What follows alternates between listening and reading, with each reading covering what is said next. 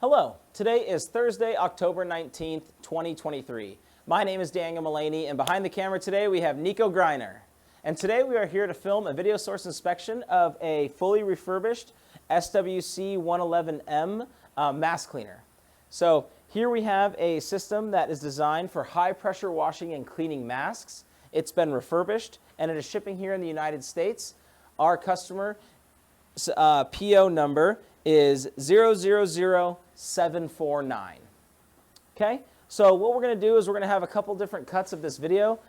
First, I will take a look underneath here and let you know all the components that I see as well as the refurbishment that was completed. We're going to cut to the top and we're going to show you the different components that we have up top and their functionality.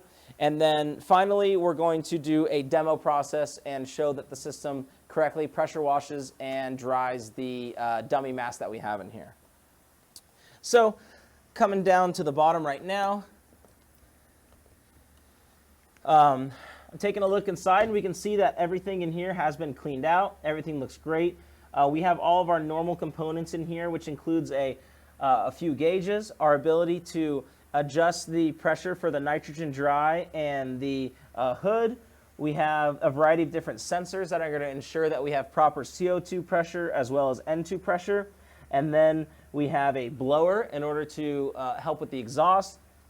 And finally, a mixing container that's going to be used for mixing DI water and CO2, which I will describe a little bit later as to why the mask cleaner requires that feature.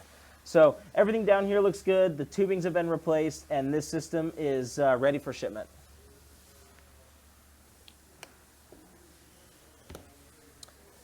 Okay, we will go ahead and cut now in order to show you the top of the system, and we'll go through all of the components we have in the front.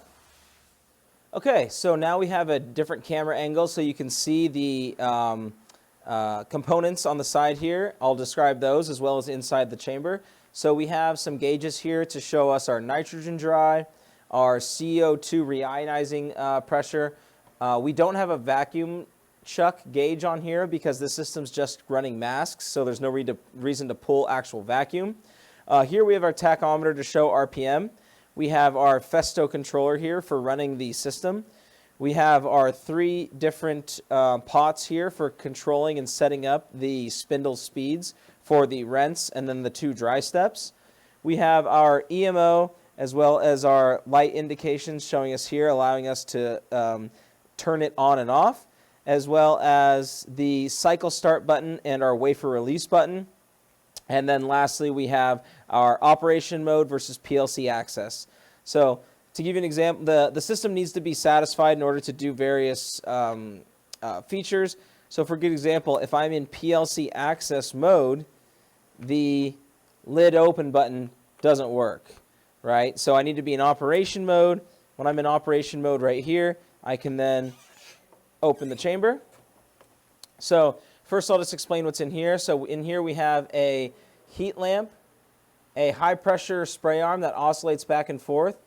We have a N2 blow off, and then here we just have a plastic piece that we're using to mock up for a mask. The system's actually designed to run a glass mask, and so that's what will actually be used in the field. But you can see here that we have a chuck that holds the mask on the top level here, meaning you can run 9x9, 8x7, 9x9, 8x8, 7x7, or 6x6, all in the same chuck without having to do any hardware changes, which is nice if you want to run multiple sizes. So there we have simply running this one. Now what I'll show is how some of these features work on here. So really the only ones that you'll be using for the most part is turning the pots to program the RPM. It's already set to our RPM right now where we're going to run at between 500 and 1500 on our various process steps just to run the mask and do a demo.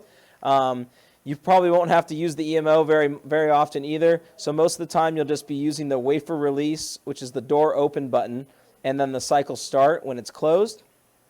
Now, some of the other features though on the controller are going to be under PLC access. So if I turn over to PLC access right now, I can show you some examples. If I were to start the system here, I can go or demonstrate some of the automatic features. I can go 3, enter, and it says here blower on. So you might be able to hear through the mic right now, but the actual blower inside the system has now manually turned on. And to turn it off, I'll do the same thing. 3, enter. 5, enter. Turns on our heat lamp. So now you can see it glowing red right in here. You can see it glowing across. Turn that off would be 5, enter. You could turn on the motor, for example, 21, enter. So that's going to spin. And now we're also going to see that we're running at about 1,000 RPM for this process step. So pretty straightforward here. Then for the motor, we're going to use 20 off. Okay, so that's just a quick demonstration of how you can use the manual mode. All the features for that are listed in the actual manual itself that can describe and show you how you can turn on anything. You can oscillate the spray arm back and forth. You can check the spin speeds on any 3 of these, or really actuate any of the components on the system. So again, that was just a quick demo to show you a few of them. Then the other item that we'd have on here is for programming. So we'll press 1, enter, and then we would go in and select a new program and then go through the programming steps. Again, that is listed in the manual. I'm not going to do an actual program design right here because it's several steps. But if you follow those instructions in the manual, you'll go set the first process step duration and duration, second process duration, third process duration, and then you use these pots to adjust it here. So what I'll do now is get back into our regular program mode here, which is our operation mode. And now this is when we're actually going to be able to run the system.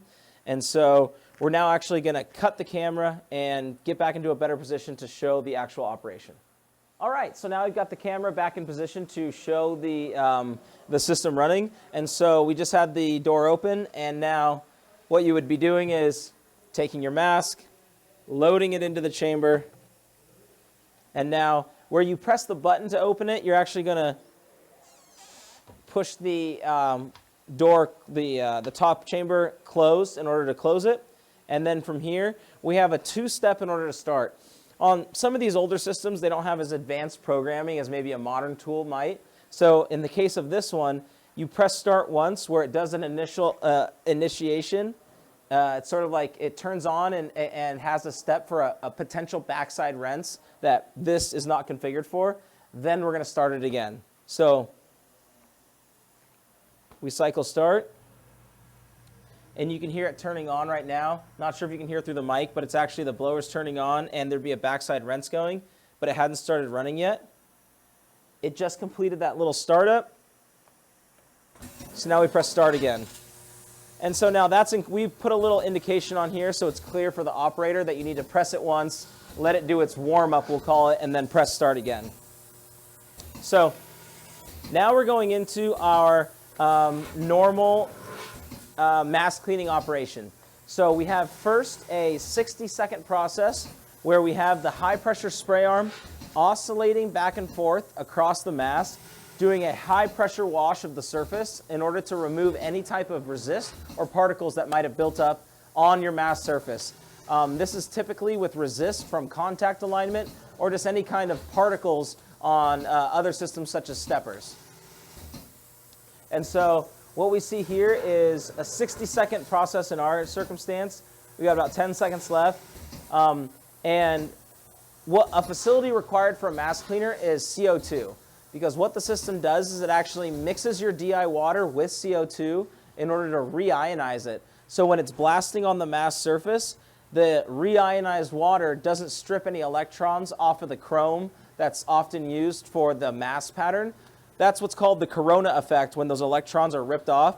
So reionizing the water prevents that from happening and allows you to high pressure wash your masks, clean them effectively, and prevent any damage from occurring to them. Okay, so now we have our blow off step. We programmed 75 seconds into this where we spun at 1,000 RPM for our high pressure wash step. We're now at 2,000 RPM for the blow off step. So we're ramping up faster because we're going to spin quickly and blow off and sling the majority of the water off as much as we can here. Okay, so taking a look at the system, everything's looking good. Haven't seen any alarms or anything else come up. We've had the tachometer reading correctly, and I've seen both of the gauges for the nitrogen and the CO2 maintain their pressures. So as we've gone through our process cycle, the system's maintaining its pressure and running the process correctly. Okay, so we have about 15 seconds left here. On our final process step, step 3, the heat lamp is going to initiate, the speed is going to slow down, and we're going to let the heating element here, the heat lamp, complete the drying process. The majority of the water has already been blown off of the substrate surface, so now we're going to introduce heat in order to try and evaporate any other small bits of water that might remain and give ourselves the optimum surface to finish the drying for this product. Yep, so we ramped down by another 500 RPM, and we've got about 75 seconds left of this dry time before this process will be complete. So over the next 70 seconds or so, I'll give you a little bit of information about some of the other products that we sell and support here at Sitek. So in addition to mask cleaners, the main product that we sell and support are spin rinse dryers. Sitek has become synonymous with spin rinse dryers as we are the #1 spin drying company in the world, and we have the ability to maintain your existing fleet, provide you replacement spin rinse dryers, as well as custom solutions in order to run multiple substrate sizes or really any product you want in the SRD. That's really one of the best things that we can help you do is take anything you have and spin dry it in a semi-automated system. Especially if you find yourself hand drying products and spending arduous amounts of time with inconsistent results, we're a perfect fit for you in order to improve that. When it comes to parts and service, just checking here, we have 100% of the parts and service that you need in order to keep your systems up and running. So whether you need to buy consumables such as windows, seals, valves, or anything else like that, we have that on hand. Or if you need a service such as rebalancing your rotor, repairing your controller, or anything else to keep your tools up and running, please give us a call and we'd be happy to help you out with that tool set. Okay, so now we have a program end indication showing on the controller. We still have the system door locked right here though because we're now going through our ramp down. So you're not able to open the system yet. It's still reading RPM on the tach, and we're really kind of just going through a ramp down right here where it's slowly breaking the system so that way we can safely open the chamber and remove the mask from the chuck.